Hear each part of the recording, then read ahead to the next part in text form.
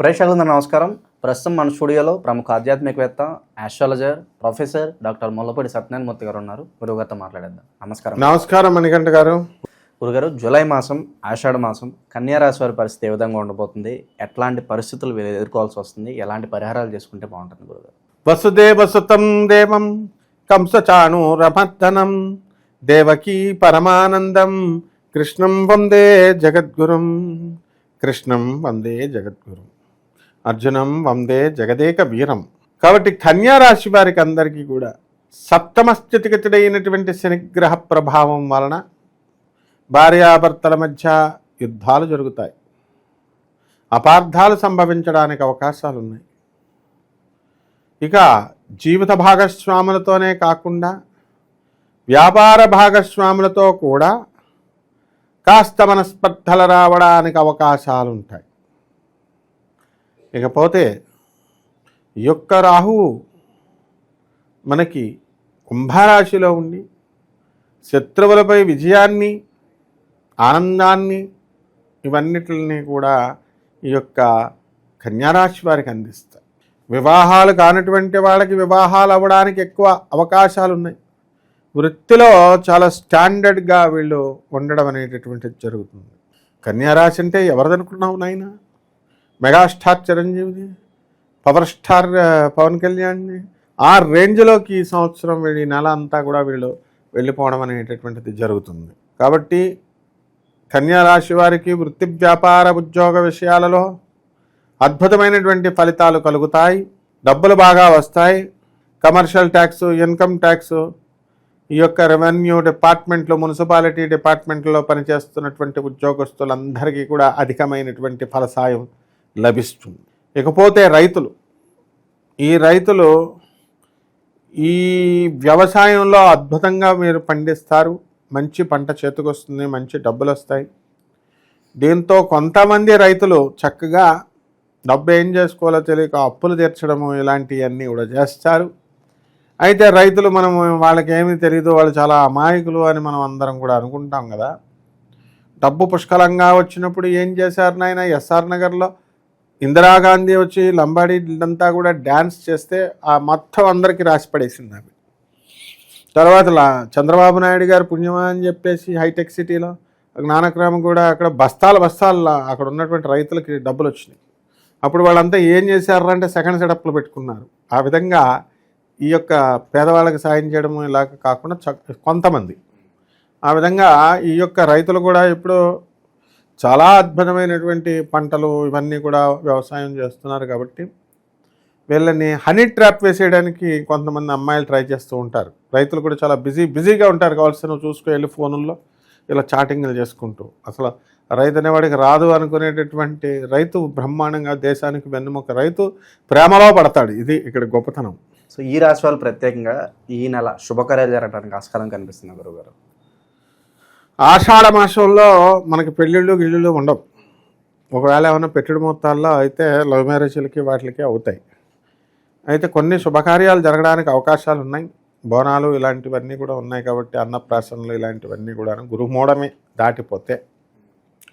కాబట్టి ఈ యొక్క రాశి వారికి అందరికీ కూడా, ఈ కన్యారాశి వారికి జూలై నెల ఏమిటి మొత్తం మిగతాదంతా కూడా శుభాలు అన్నమాట. శుభకార్యాలు, శుభరాత్రులు వీళ్ళందరికీ కూడా.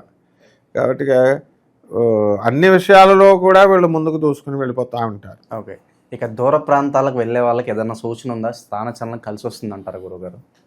వీళ్ళకి స్థానచలనం లేదు. ఈ కన్యారాశి వాళ్ళకి ఎక్కడ వాళ్ళు అక్కడే ఉండాలి. ఎవరైనా ఒకళ్ళు ఇద్దరు కనుక అక్కడికి వెళ్ళినట్లయితే మామూలుగా ఏదో వెళ్తారు, వాళ్ళు సెటిల్ అవుతారు తప్ప అంతగా అంటే లాస్ట్ ఇయరే అయిపోయిందనమాట కన్యారాశి వాళ్ళకి ఆ డోస్ అంతా.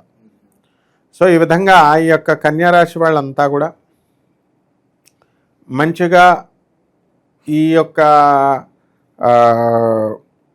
వృత్తి స్థానంలోకి వచ్చారు. కాబట్టి కన్యారాశి వారికి ఎంతసేపు కెరీర్ ఓరియంటెడ్గా ఎదుగుతారనమాట. ఈ ఫ్యామిలీ ఓరియంటెడ్గా కాకుండా కెరీర్ ఓరియంటెడ్గా. కాబట్టి ఉద్యోగాలు వచ్చి స్థానచలనాలు రాకపోయినా కూడా వీళ్ళకి ఏవైనా ఆఫర్స్ వస్తే వదులుకోకుండా వెళ్ళొచ్చు, వెళ్ళి చేయాలి. ఉంటే ఉంటుంది కొత్త జాబు, పోతే పోద్ది అన్నట్టు తెగించాలి. అప్పుడే కానీ పనులు అయ్యేది. ఓకే. ఇక వైవాహిక జీవితం ఎలా ఉండబోతుంది గురుగారు వీళ్ళకి?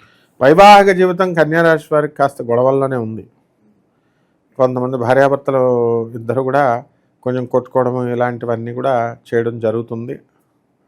కాబట్టి వీళ్ళంతా కూడా కన్యారాశి వాళ్ళు ఈ యొక్క జీవన విధానంలో కన్యారాశి వాళ్ళు భార్య ఒక రూమ్ అయితే భర్త ఒక రూము, భార్య ఒక ఇల్లు అయితే భర్త వేరే ఇల్లు, భార్య ఒక దేశం అయితే భర్త ఒక దేశం, ఈ విధంగా ఉండడం అనేటటువంటి జరుగుతున్నాయి. ఒకే గదిలో ఉన్నప్పటికీ కూడా ఇద్దరు మాట్లాడుకోకుండా వేరే వేరే కుంపట్లు పెట్టుకొని వంట చేసుకుంటూ వేరే వేరే రూముల్లో ఉంటూ వీళ్ళు వాట్సాప్ల ద్వారా వీళ్ళు మాట్లాడుకోవడం అనేటటువంటిది జరుగుతుంది అన్నమాట. ఓకే, పెండింగ్ పనులన్నీ కాస్త ముందుకెళ్ళడానికి ఎంత సమయం పట్టొచ్చు అంటారు గురుగారు? భూ కబ్జాలు కావచ్చు, పోలీస్ స్టేషన్ చుట్టూ తిరిగే వాళ్ళకి రిలీఫ్ ఎప్పుడు వస్తుందంట? వీళ్ళకి రిలీఫ్ లేదు, ఊరు ఒకటే అన్నమాట, ఊరు వేసేయాలి వీళ్ళని. అలాగా భూకబ్జాలను ఇది చేసిన విధవాళ్ళకి రిలీఫ్ ఏమిటి? గురైన వాళ్ళకి గురుగారు, ఎవరైతే గురవుతారో వాళ్ళకి ఏదన్నా న్యాయం జరుగుతుంది. వీళ్ళ లోజర్స్ వీళ్ళైతే తప్పకుండా జరుగుతుంది. ఇందులో వీళ్ళు కూడా కబ్జాలు చేసే కబ్జా రాయుళ్ళు ఉంటారు, కొంతమంది అన్ని రాష్ట్రాల వాళ్ళు ఉంటారు. అటువంటి వాళ్ళకి మాత్రం గురే గ్యారంటీ. ఇటువంటి వాళ్ళు ఎవరైతే నష్టపోతారో అటువంటి వాళ్ళందరికీ కూడా గురుడు బలంగానే ఉన్నాడు. కాబట్టి తర్వాత మనకి చక్కగా ఈ యొక్క రాహువు మంచి స్థితిగతుల్లో ఉన్నాడు కాబట్టి తొందరలోనే రిలీఫ్, ఈ నెలలో కూడా కొంతమందికి రిలీఫ్ అవడానికి అవకాశాలు ఉన్నాయి. సరైన నిర్ణయాలు తీసుకోగలుగుతారు వీళ్ళు ఆ సిచ్యువేషన్ తగ్గట్లుగా? సో గ్రహస్థితి బట్టి చూసుకున్నట్టు వినరు, తెలివైనటువంటి వాళ్ళే కానీ వీళ్ళు స్థిరమైనటువంటి మైండ్ ఉండదు వీళ్ళకి. బుద్ధిబలం ఎక్కువ కానీ చంచలత్వం చాలా ఉంటుంది. అయితే వీళ్ళకంటే పోటుగాళ్ళు ఉన్నారనమాట మిథున రాశి వాళ్ళు. ఇద్దరికి కూడా అధిపతి బుధుడు అనమాట. వీళ్ళ కొద్దిగా బెటర్ అనమాట. కానీ ఏదైనా సరే కన్యారాశి వాళ్ళు కొంచెం పెద్దవాళ్ళు అవతల వాళ్ళు చెప్పేటటువంటి మాట వినడం నేర్చుకోవాలి వీళ్ళు. అప్పుడే సుఖం వస్తుంది, శాంతి వస్తుంది. ప్రజెంట్ ఉన్న గ్రహస్థితి బట్టి ఎలాంటి పరిహారాలు వీళ్ళకి బాగా అవసరం అంటారు గురుగారు? ఈ కన్యారాశి వారికి చక్కగా ఛాదస్థం కూడా చాలా ఎక్కువైపోతుంది ఇప్పుడు ఈ యొక్క కేతుగ్రహ ప్రభావం వల్ల. కాబట్టి ముఖ్యంగా ఈ శని కేతువులు ఇద్దరు కూడా బాగుండలేదు. కాబట్టి కేతు జపం చేయాలా, కేతు స్తోత్రాలు చదవాలా, కేతువుకి కిలోంపావు ఉలవల్ని ఈ యొక్క చిత్రవర్ణం కలిగినటువంటి మల్టీ కలర్డ్ వస్త్రాలనిచ్చి పేద బ్రాహ్మణులకి దానం చేయాలి. అలాగే శని జపం చేయాలా, శని స్తోత్రాలు చదవాలా, శనికి కిలోంపావు నల్ల నువ్వుల్ని నల్లని వస్త్రాన్నిచ్చి పేద బ్రాహ్మణులకి శనివారం నాడు ఉదయం 8:05 దానం చేయాలా. అలాగే దశమహావిద్యల్లో ఒకటైనటువంటి మహాకాళి అమ్మవారి యొక్క హోమాన్ని వీళ్ళ ఇళ్లలో జరిపించుకోవడం ద్వారా, ఆ మంత్రాలు ఇంట్లో చెప్పించుకోవడం ద్వారా బ్రహ్మాండమైనటువంటి ఫలితాలు లభిస్తాయి. సో ఓవరాల్గా కన్యారాశి వారి పరిస్థితి ఏంటో మీ మాటలో చాలా చక్కగా వివరించారు. ధన్యవాదాలు. ధన్యవాదాలు.